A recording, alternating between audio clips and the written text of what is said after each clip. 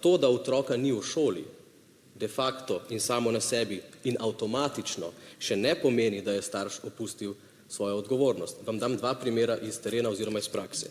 Naprimer, mati samohranilka, katere otrok ima duševne težave, se sooča z določenimi travmami in beži od doma.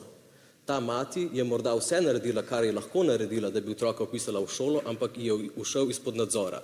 Taki materi vzeti avtomatično otroški dodatek oziroma, kot pravite, ne vzeti, in zagreniti življenje na način, da more za vsak račun na center za socialno delo, da ne more kupiti nič rabljenega, da ne more kupiti nič na gotovino na tržnici, denimo. Takoj bomo zagrenili življenje, čeprav bi strokovna obravnava te družine pokazala, da ta mati samohranilka storila vse in izpolnila vse svoje starševske odgovornosti, pa vendarle je ta otrok išel izpod nadzora.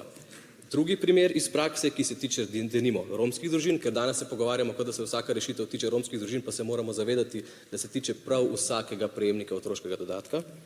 Drugi primer torej na podlagi mojega lastnega obiska v Ribnici. Tam sem spoznal eno lepo število mater, teh otrok, o katerih se danes pogovarjamo. In s čim se te matere soočajo?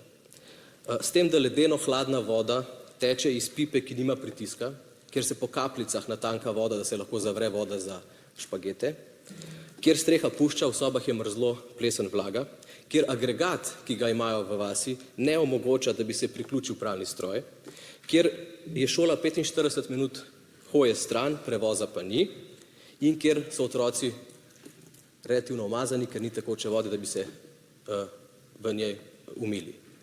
Če bomo socialno delavko poslali v tako okolje, ne more socialna delavka ugotoviti, da so mame tiste, ki so krive, da ne grejo njihovi otroci v šolo, ker nimajo osnovnih pogojev za to, da bi šli lahko dostojanstveno umiti in pripravljeni naslednji dan v šolo. Teh pogojev ni.